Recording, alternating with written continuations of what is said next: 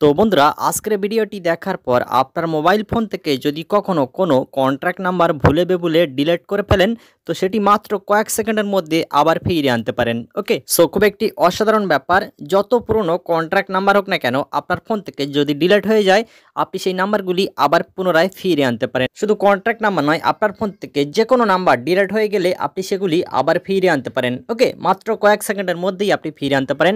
আর আমি আপনাদেরকে যেটি দেখাবো এটি 100% জেনুইন। জাস্ট আপনাকে ভিডিওটি পুরোপুরি দেখতে হবে। ওকে, ভিডিওটি খুবই ইন্টারেস্টিং হবে। ভিডিওতে একটি লাইক করে দেবেন এবং নতুন হয়ে থাকলে চ্যানেলটিকে সাবস্ক্রাইব করে পাশে থাকা বেল বাটনে ক্লিক করে রাখবেন। তার কারণ আমি এই ধরনের ভিডিও ইউটিউবে প্রতিদিন আপলোড করে থাকি, যে ভিডিওতে কিন্তু আপনারা নিত্য নতুন নতুন অনেক কিছু শিখতে পারেন। ওকে, সো চলুন আমরা আজকের ভিডিওটি কমপ্লিট দেখে আসি। ওকে গাইজ, ডিলিট হয়ে যাওয়া যে কোনো কন্ট্যাক্ট নাম্বার আমাদের মোবাইল ফোনে আবার ফিরে নেওয়ার জন্য আমাদেরকে যেটি করতে হবে, আমাদের মোবাইল ফোনে ছোট্ট একটি অ্যান্ড্রয়েড অ্যাপস ডাউনলোড করে নিতে হবে। খুবই ছোট্ট অ্যাপস। আর কোত্থেকে অ্যান্ড কীভাবে এই অ্যাপসটি ডাউনলোড করবেন সেটি আমি ভিডিও শেষে আপনাদেরকে বলে দেবো। ওকে, তো এখান থেকে আমি অ্যাপসটি মোবাইল ফোনে প্রথমত ওপেন করে নিলাম। ওকে, আর এই অ্যাপসটি হয়তো অনেকেই জানে, বাট এই অ্যাপসটি কীভাবে সঠিকভাবে ব্যবহার করতে হয় সেটি হয়তো অনেকেই জানে না। ওকে, তো এখান থেকে আমি অ্যাপসটি ওপেন করে নিলাম। দেন অ্যাপসটি ওপেন করার পর এখান থেকে এই যে দেখতে পাচ্ছেন একটি খালি বক্স, এখানে টিক মার্ক করে দেবেন। দেন টিক মার্ক করার পর এখান থেকে প্রসিডে ক্লিক করে দেবেন। দেন প্রসিডে ক্লিক করার পর এই যে দেখতে পাচ্ছেন ক্লিক টু কন্টিনিউ, জাস্ট এখান থেকে ক্লিক টু কন্টিনিউতে ক্লিক করে দেবেন। দেন এখানে ক্লিক করার পর এখন আপনাকে যেটি করতে হবে, এখানে বেশ কয়েকটি অপশন দেখতে পাচ্ছেন। তো আপনি কি করবেন, 2 নম্বরে এই যে দেখতে পাচ্ছেন জেনারেল কল লগ, এখানে আপনি ক্লিক করে দেবেন। জেনারেল কল লগে ক্লিক করে দেবেন।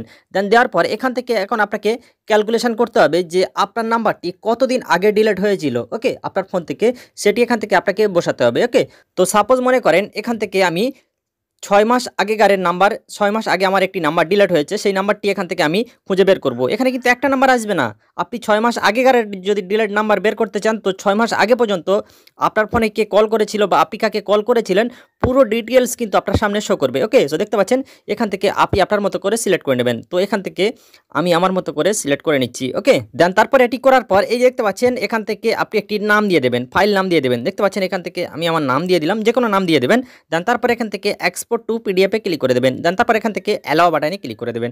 দেন এখান থেকে 2-3 বার অ্যালাও করার পর আপনাকে আর কিছুই করতে হবে না, এটি কিন্তু অটোমেটিক আপনার ফোনে ডাউনলোড হতে থাকবে। সো দেখতে পাচ্ছেন এটি অটোমেটিক কিন্তু ডাউনলোড হয়ে যাবে অ্যান্ড আপনার সামনে দেখতে পাচ্ছেন এগুলি কিন্তু শো করবে। দেখতে পাচ্ছেন পুরো নাম্বার সহ কিন্তু আপনার সামনে শো করবে এবং দেখতে পাচ্ছেন ডেট অ্যান্ড টাইম সহ কিন্তু আপনি দেখতে পারেন আপনার সাথে কতদিন আগে পর্যন্ত কথা হয়েছে এই নাম্বারে, অ্যান্ড সেই নাম্বারটি কিন্তু আপনি এখান থেকে দেখতে পাবেন। অ্যান্ড নাম্বারটি যদি আপনার কন্ট্যাক্টে কোনো কন্ট্যাক্ট নাম্বারে সেভ করা থাকে সেটিও কিন্তু তার নাম আপনি এখান থেকে দেখতে পাবেন। ওকে, সো এখান থেকে আপনি খুব সহজেই সেই নাম্বারগুলি এখান থেকে আপনার ফোনে সেভ করে নিতে পারেন, পুনরায় আপনার ফোনে সেভ করে নিতে পারেন। ওকে, সো খুব একটি অসাধারণ ব্যাপার। এই অ্যাপসটির সাহায্যে আপনি যে কোনো ডিলিট হয়ে যাওয়া যে কোনো নাম্বার আপনার মোবাইল ফোনে আবার পুনরায় ফিরিয়ে নিতে পারেন। ওকে, এবং আপনি চাইলে যে কোনো ফোনের কল ডিটেলসও এই অ্যাপসটির মাধ্যমে দেখতে পারেন। ওকে, সো খুব একটি অসাধারণ ব্যাপার। দেখতে পাচ্ছেন ডেট অ্যান্ড টাইম সহ কিন্তু এখান থেকে আপনি সবকিছু দেখতে পারবেন। ওকে, দেন গাইজ এখন আমরা দেখে নেব যে কিভাবে এই অসাধারণ অ্যাপসটি আমাদের মোবাইল ফোনে ইনস্টল করব। ওকে, তো এটি ইনস্টল করার জন্য এখান থেকে আমরা সরাসরি মোবাইল ফোনের প্লে স্টোর ওপেন করে নেব। দেখতে পাচ্ছেন এখান থেকে প্লে স্টোর ওপেন করে নিলাম। তো প্লে স্টোর ওপেন করার পর এখান থেকে আমরা সার্চ বারে লিখবো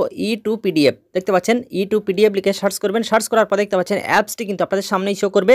এখান থেকে আপনি অ্যাপসটি খুব সহজেই আপনার মোবাইল ফোনে ইনস্টল করে নিতে পারেন। ওকে, তো গাইজ আশা করি আপনারা ভিডিওটি বুঝতে পেরেছেন। মূলত আজকের ছিল এই ভিডিও। তো ভিডিও রিলেটেড যদি কোনো রকমের কোনো কোশ্চেন থাকে তো প্লিজ কমেন্ট বক্সে আমাকে কমেন্ট করে জানাবেন। আমি প্রতিটা কমেন্ট পড়ি এবং প্রতিটা কমেন্টে রিপ্লাই দিয়ে থাকি।